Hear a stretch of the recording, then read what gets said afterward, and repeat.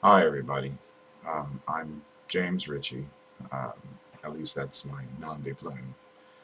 And I wanted to share with you today about how I wrote my first novel, Quest for the Fallen Star, and how I got it published by collaborating with a New York Times bestseller, Piers Anthony, and his associate, Alan Riggs. So, anyway, I figured me telling my story um, would help other writers and let other readers know why it's been so long since I've actually written anything else. So, anyway, here's my story, and I'm going to share this with you. I first conceived of the story back in the late 1980s, like 87, and basically, I just wanted to be a writer. Becoming an avid reader in my teenage years, so I was reading science fiction and fantasy, and I was like inspired to write my own stories. Anyway, I was around 21, 22 years old. Now, this is back in the day before the internet. And so you have to imagine, this is when people wrote their books on typewriters. And my first instrument was a manual typewriter, which my mother had given me. And I wrote the first couple of chapters of Quest for the Fallen Star on that manual typewriter. And then a friend of mine was able to locate an electric typewriter, which made things move a little quickly. And so I probably wrote the first 10 chapters on the manual typewriter before eventually computers that had been very expensive and were only used in like governmental institutions or universities. Uh, those became hand-me-downs in the late 80s and the early 90s, and I got my hands on uh, a clunky little bitty machine, uh, and but it was enough for me to learn how to use a word processor, which was WordStar 2.0, and so I began actually editing from my typed manuscript into the WordStar document. And so for me, that was just uh, like an editing process, one of the first as I was moving into completing the novel. Um, so there was a period there where I was working on on a computer, very slow. It took these 5.5-inch floppy disks, and there was like 10 of them to hold the entire manuscript. I mean, this is way back in the day. So anyway, I spent about 6 years writing and rewriting it, teaching myself how to write it, and during this period, I was moving around, was living out in the country, and one of the things that I came across, like there was an advertisement out for Piers Anthony promoting some of his novels on the television. And so he was like, hey, uh, you know, check my newsletter. So I was like, hey, I can go. And this is, when people would mail little magazines or newsletters to you, if you subscribe to them.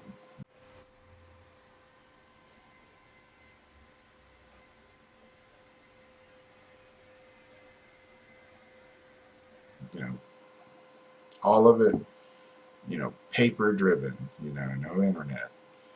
So I had always liked Piers Anthony. I loved his Xanth novels. I loved his Incarnation of Immortality novels especially. And so I was an avid reader at that time of his, and so I was like excited. So, I went ahead and subscribed to his newsletter, and after receiving them and reading them, it was like I was really comfortable, and so I decided to write him a letter and thanking him and telling him of my personal woes of trying to get published. Because by that time, I think I had already put the novel together, and I had done query letters. So I sent out, and you know, I was starting to get my rejection, and I had a pile of what I call the rejection collection, and so I was, getting experience by just submitting them and getting the rejections. So basically, I wrote Piers and said, "Hey, I love your work, um, but I'm getting rejected. I don't know what to do. Maybe you can send me a word of advice." So, and lo and behold, he responded, which I thought was, wow, this is cool. Some famous kind of writer, uh, some famous writer, responding to me, and I thought it was really, really wonderful.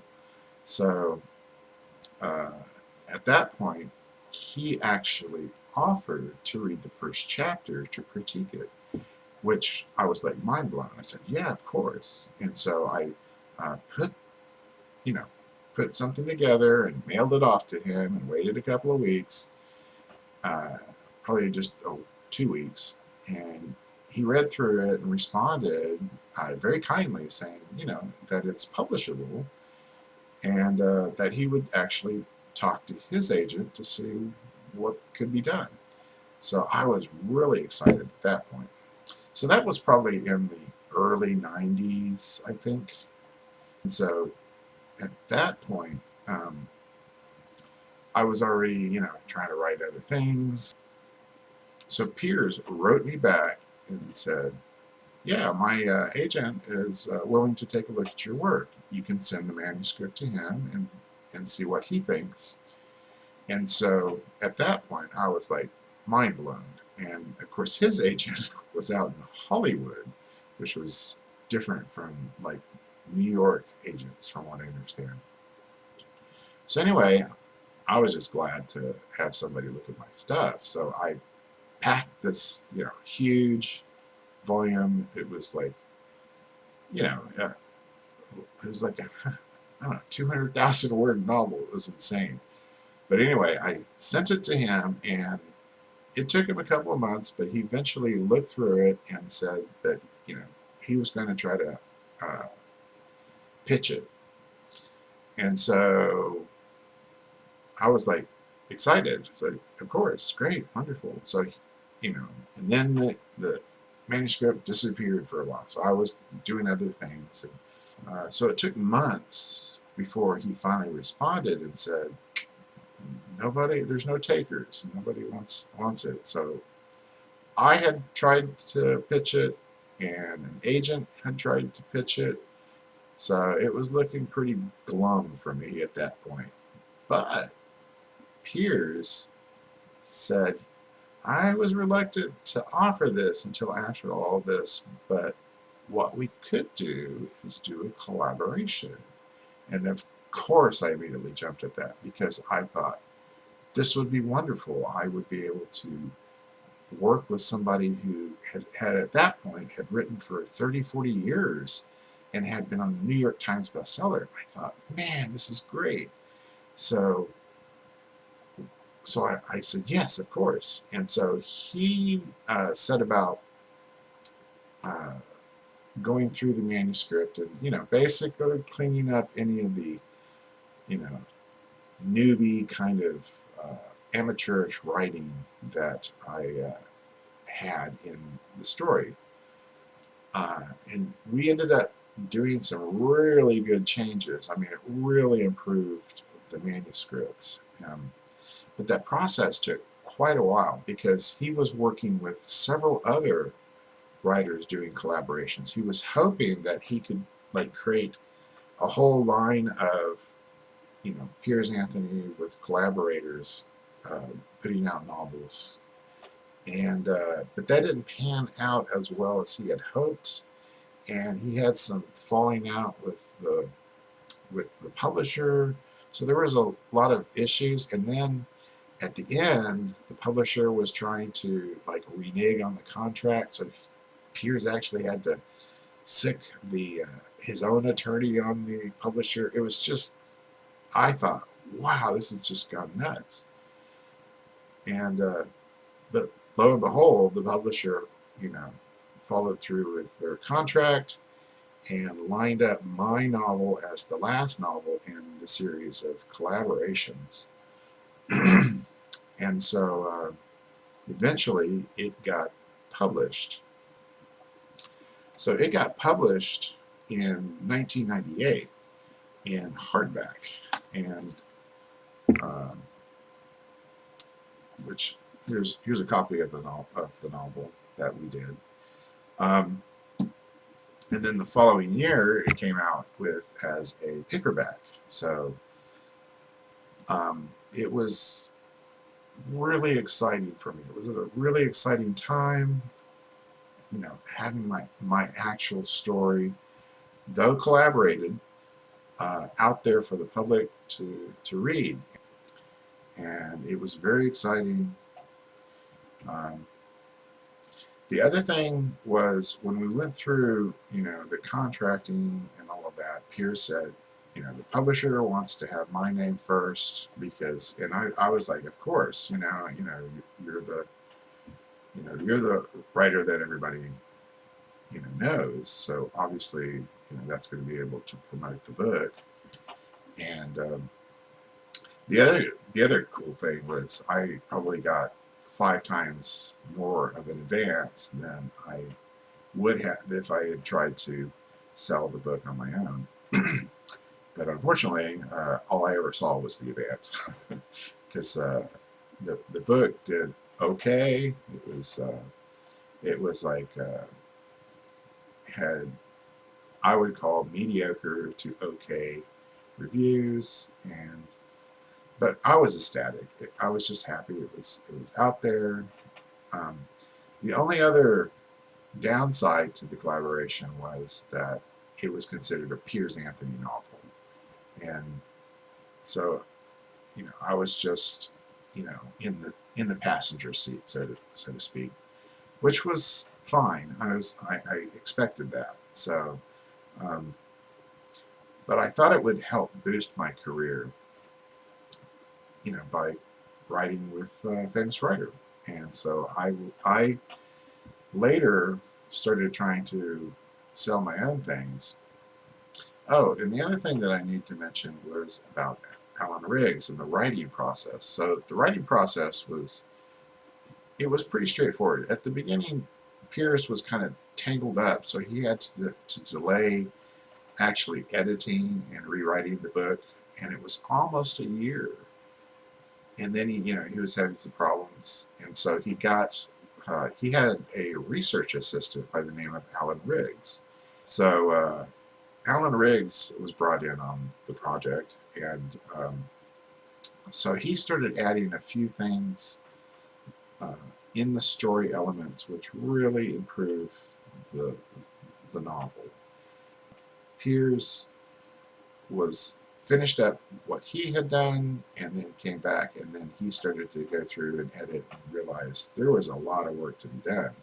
So it took him, from what I remember, it took him like twice as long as he had expected to work on it, but he eventually got through it, incorporated Alan's components into it, put it into a manuscript, and then sent it back to me to review it and respond to the changes, which for the most part I was excited and happy with. There were a few things where we killed off a character, and I had to come to grips with that, but it made sense, that kind of thing.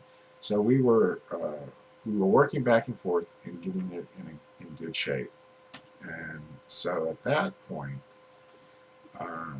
we him and and the agent went ahead and submitted it to the publisher. And at that point, I had the opportunity to go to Florida, which was really incredible because that's where Piers lives.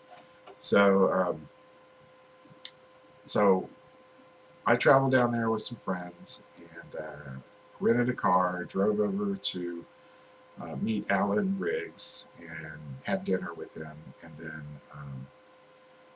we let's see how I remember. Yeah, we we spent the night at Piers Anthony's old house, um, where he wrote most of the Zamp novels. I got a chance to walk around and see where he had his little writing shed in the back, and I got to sleep in one of the upstairs bedrooms.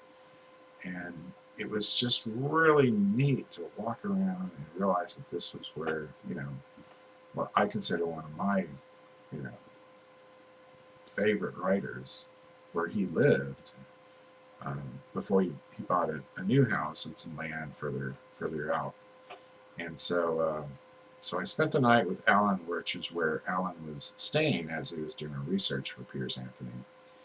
And so um, stayed the night there. The next morning, we drove over to Piers's house, and of course, I was really excited.